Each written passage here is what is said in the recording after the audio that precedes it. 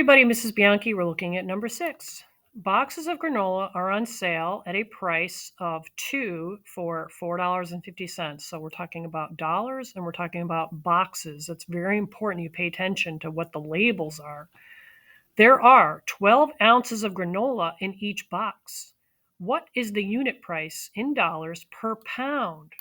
Now, what's important here is to know how many ounces are in 1 pound, and that could be looked up on any kind of reference chart, but I'm going to tell you how many there are.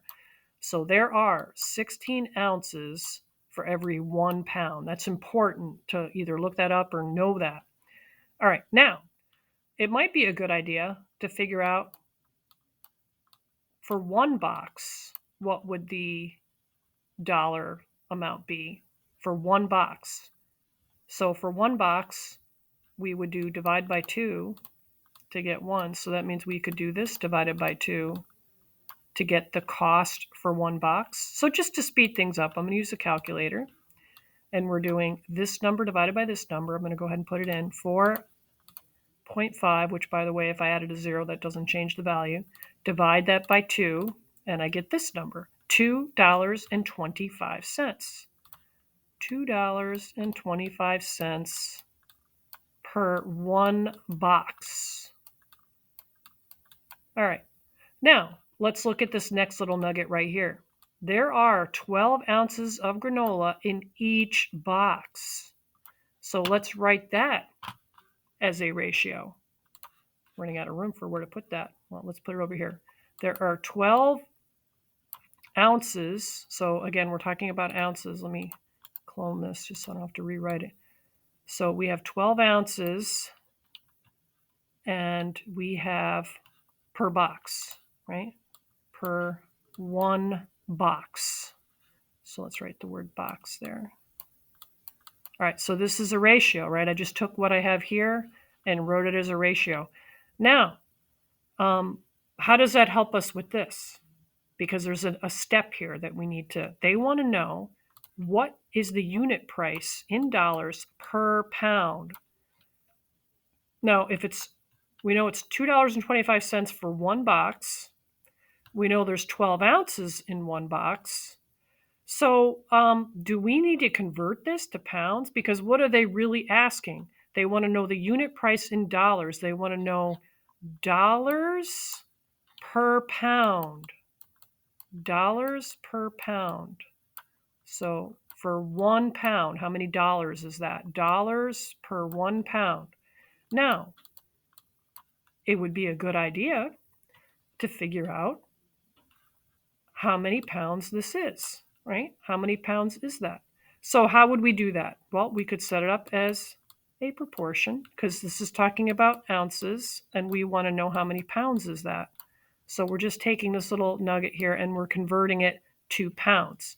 Now, to solve this, these numbers are not compatible. So we have to do this times this, which would be 16p equals this times this, which would be 12. And if I divide, I'm running out of room here. Actually, let me move this. Let's see if it'll move over here, just so we have some room here. All right, so we would divide by 16 and divide by 16. This would simplify to be 1, and 1 times p is p. And let's talk about how to, this is a fraction. Let's just talk about how we might simplify it. Both the numerator and the denominator are divisible by 4. So if we do 12 divided by 4 and then do 16 divided by 4, we're going to get a simplified version. So 12 divided by 4 right here would be a 3, and 16 divided by 4 would be a 4.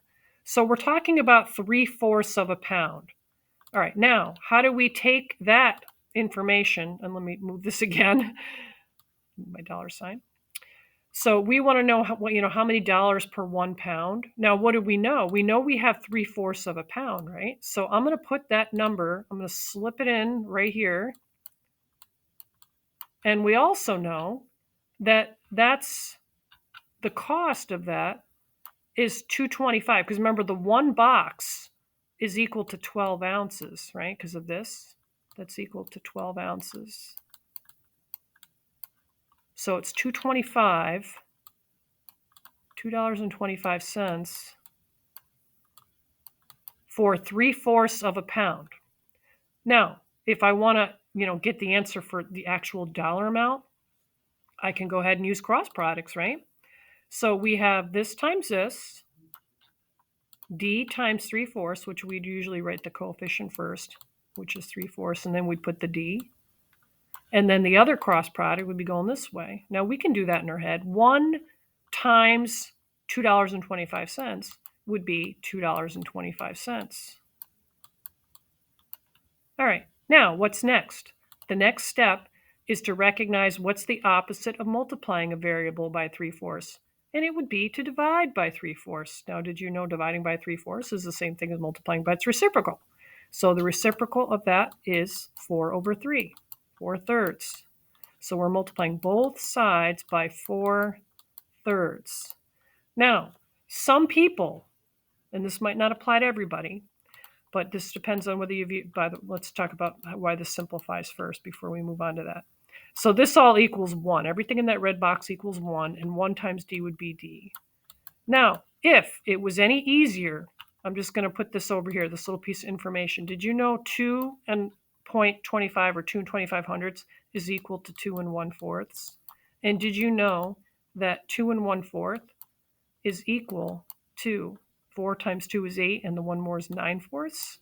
So if you wanted to replace this with the 9/4, then that might be a good option for some people. Now, if you don't like doing that, I'm going to show you what you would do on a calculator, but I've just converted this to 9/4. 2 1/4 is equal to 2 25 hundredths. All right, but let's proceed because we're multiplying that with this number, the 4/3. Now, the reason why I like this is because, see the numbers here? They're very user-friendly. It's actually going to be easier. So let's simplify. We can divide by 4 and get 1, divide by 4 and get 1.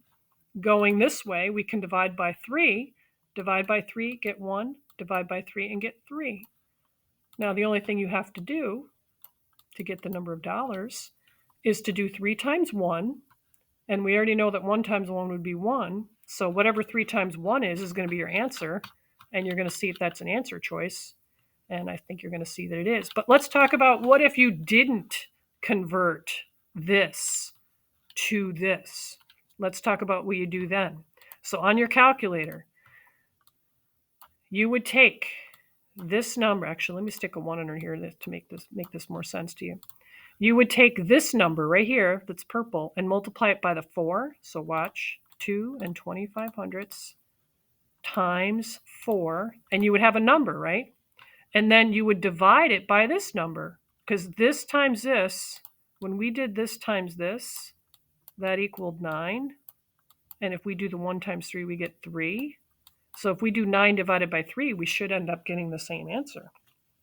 All right, so that's another way to do it, but in this case, I think you're better off using the 9/4.